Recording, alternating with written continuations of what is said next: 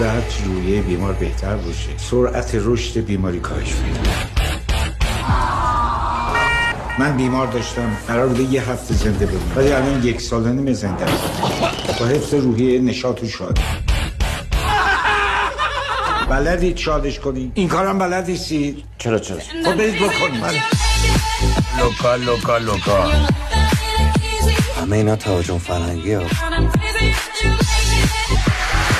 اولا این فرصت طلایی رو از دست نده. یه بار جلو شکستاتو بگی. الان یه دفعه بیاد یه دوری بزن فلان بیاد گیر بره که اصلا متوجه منظورتون نشدم. شما آره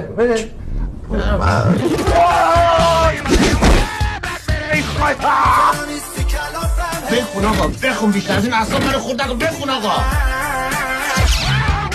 کجاش مریضه به خدا فکر میکنم همه اینا نقشات بیاد. آفرین ببر خفته من میخوام خوب زندگی کنم. آیا 73 همه ما میخوایم خوب زندگی کنیم نمیشه. خیلی مرد مهربونی بود. خدا رحمتش کنه. 70 همکنون در سینماهای سراسر کشور.